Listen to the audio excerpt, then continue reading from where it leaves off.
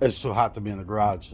Currently, the temperature here in Chicago has got to be about 110 or about 115 degrees. Some other people be like, "Oh man, we deal with that heat." Pump the brakes. We're in Chicago. We don't deal with that type of heat. So back to work I went. So traffic control, little red, things of that nature. So I'm doing my best to go on ahead slowly but surely, kind of update you guys as far as everything going on with the Corolla. So I finally was able to track down the cabling. What I ended up going with. Give me a second. I want to make sure to turn both of these in the right direction for you guys. So also, because I did disconnect this light, and it does make a difference. All right, I'll shine that up a little bit. Some of my lights are outdated, and I gotta go on ahead and I gotta update it like I did the garage. So onward.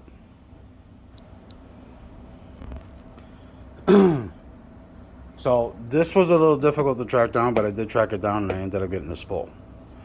I ended up buying this. He does have quite a bit of spools of this. He also does have quite a bit of spools of that. So later on, I'll actually be stockpiling on these. I really do like these wires. They're tinned, high strand, and it's perfect for my needs.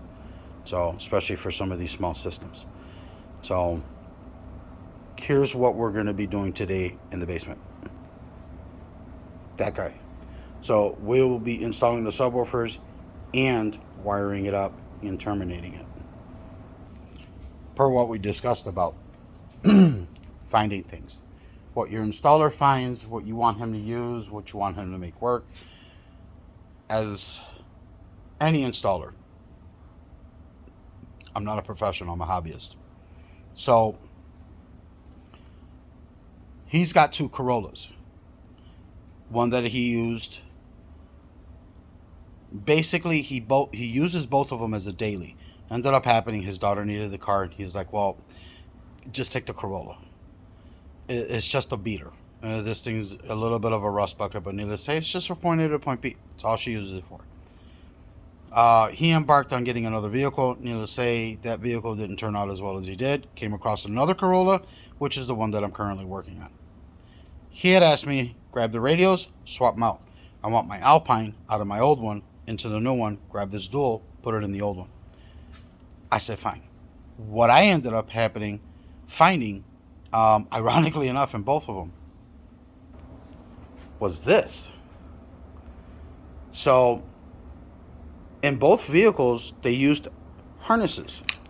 Kudos, yay, someone was thinking instead of butchering it. However, both vehicles had the same problem. All they did was twist the wire and tape it. I physically grabbed it ever so gently, and poof, everything fell apart. So the harness, and the Bluetooth module. This actually plugs into that Alpine, and it works. So I'll end up going on ahead and resoldering, heat shrieking, tester taping it. I ended up tester taping it, all of this. This was a boatload of wiring that was just spaghettied everywhere. So fix that. Pre-cut the subwoofer wiring. Okay. Sorry about that. I had to clean the lens and shit. So there's the subwoofer wiring. There's the cabling. So I have two positives, two negatives. So the two negatives and the one positive, that's your big three upgrade, and then the other one is going to go to the fuse. So that's where we're at. Again, because it is 115 outside, I can't begin to imagine what it's going to be like in the garage. And no way in hell am I going to go on ahead and go under. After the day that I had of traffic controlling and being in the sun at over 100 degrees, yeah, no, I'm good. So we're going to be moving things along. I'm going to do my best to try to get this car buttoned up, hopefully by the end of the weekend. I did talk to Manchild, and the thought process is tomorrow is to take at least all the speakers out, pop the door panel, pop the back dash out, and verify to see what's there. Or has someone gone in there and basically butchered everything? So I'm hoping that nothing's been touched and everything's okay. So I will have something a little extra, so stay tuned for that. Because once I take all the door paneling, all the paneling off for the speakers, we bought adapters just so that we're not being all secretive and oh my god, stay tuned. Um, I'm really curious to see how these adapters are going to work.